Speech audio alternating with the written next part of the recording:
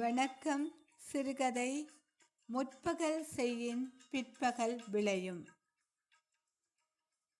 ஒரு ஊரில் குயவன் தன் தாய், மனைவி, மகனுடன் வாழ்ந்து வந்தான். மனைவிக்கு மாமியாரை பிடிப்பதில்லை. அவரை வேறு வீட்டில் எடுத்து விடும்படி தினமும் கணவனுக்கு நச்சரித்து கொண்டிருந்தாள். ஆனால் கணவன் மனைவியின் சொற்கள் எதுவையும் காதில் போட்டுக்கொள்வதில்லை. ஆனால் மனைவி மாமியாரோடு நேரடியாக சண்டை பிடிக்க தொடங்கினாள். அதன் பின்னே தன் தாயின் மானம் கெட்டிடக்கூடாது என்ற ஒரு நல்ல சிந்தனையில் பக்கத்திலே ஒரு வீடெடுத்து தாயை தனியாக வாழவிட்டான். கணவனுக்கு தெரியாமல் மனைவி மாமியாரிடம் ஒரு சாப்பாட்டு தட்டை கொடுத்தாள்.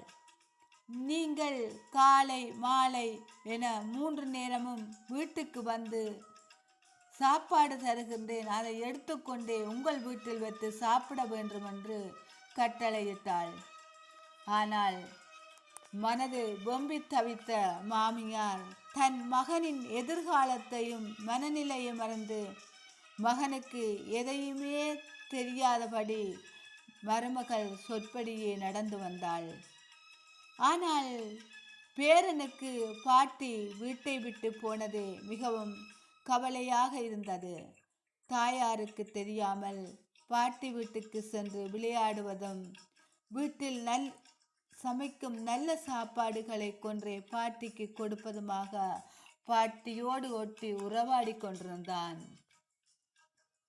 காலப்போக்கில் பையன் ஒரு 12 வயதை கடந்து விட்டான். அவனுக்கு தினம் பாட்டியின் கவலை அவனை வாட்டத் தொடங்கியது.